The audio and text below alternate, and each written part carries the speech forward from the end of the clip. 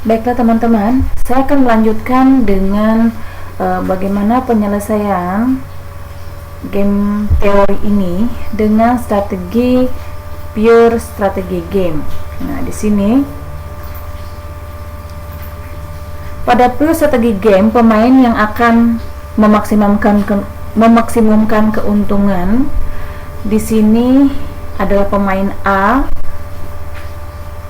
dan dia akan menggunakan strategi maksimin. Sedangkan pemain B yang berada di kolom, maka dia akan strateginya adalah meminimumkan kerugian dan menggunakan kriterianya minimax. Kemudian saddle point-nya ini diperoleh apabila nilai maksimin ini sama dengan nilai minimax. Nanti kita akan pelajari dengan menggunakan contoh. Dan ada catatan di sini, jika tidak terjadi saddle point, artinya tidak ketemu nih antara maksimin dengan minimaxnya dengan menggunakan strategi murni atau pure strategi tadi, maka kita bisa menggunakannya dengan strategi campuran. Tapi yang pertama kita akan coba dulu latihan menggunakan strategi murni. Nah, di sini ada dua perusahaan, yaitu perusahaan A dan perusahaan B. Perusahaan A memiliki dua strategi, yaitu A1 dan A2. Nah, di sini ya, strateginya A1 dan A2.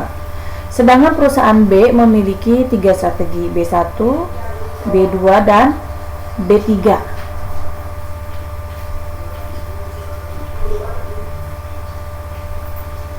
Nah, jika A memilih strategi A1, di sini A1 yang ini saya masukkan ke tabel payoff-nya di bawah.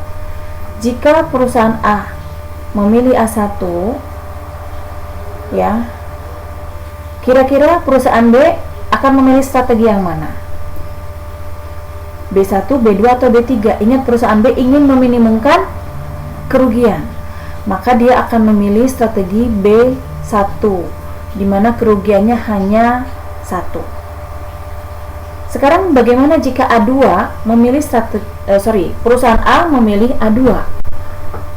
Apa kira-kira strategi yang akan dipilih oleh perusahaan B? Sekali lagi, perusahaan B dia hanya ingin meminimumkan kerugian.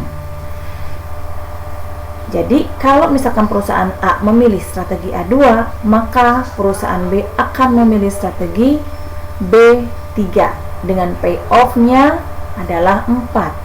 Dengan demikian, bahwa perusahaan A akan berada pada posisi pilihan terbaik jika ia melakukan strategi tunggal A2 ini. Oke.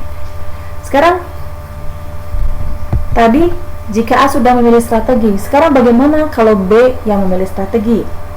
Misal B memilih strategi, ya, di situ kita lihat ini adalah tabel payoff-nya di atas. Kita lihat B3 dan B2. Kita bandingkan nilai payoff B3 dan B2. Ya. Sekali lagi, perusahaan B ingin meminimumkan kerugian. Maka secara jelas terlihat bahwa strategi B3 ini mendominasi strategi B2. Sehingga si perusahaan B tentu tidak akan pernah memilih strategi B2, sehingga di matriks ini kolom B2 sebenarnya bisa kita eliminasi, kita tutup tanpa mempengaruhi nilai permainan. Nah, sekarang bagaimana jika perusahaan B ini memilih B1? Kira-kira perusahaan A akan memilih strategi mana? Ingat, perusahaan A dia ingin memaksimumkan keuntungan, maka tentu jika perusahaan B memilih B1, maka perusahaan A akan memilih B2. Kemudian maksudnya jika perusahaan B memilih B1, maka perusahaan A akan memilih A2. Kemudian tadi B2 sudah dieliminasi. Sekarang bagaimana jika perusahaan B memilih strategi B3? Tentu perusahaan A hanya ada dua pilihan, pilih A1 atau A2. Yang menghasilkan keuntungan terbesar adalah A2. Nah, jadi ada dua pilihan di sini. Nah, mana yang paling baik di sini? Tentu perusahaan B, karena dia ingin meminimumkan keuntungan, dia akan memilih yang 4 ini, atau strategi B3. Sedangkan perusahaan A akan memilih A2. Nah, di sini jelas terlihat bahwa angka 4 ini merupakan angka saddle point, dan itulah solusi yang win-win untuk perusahaan A dan perusahaan B. Demikian strategi murni atau pure strategi, dan untuk selanjutnya di video berikutnya kita akan bahas tentang mix strategi. Terima kasih.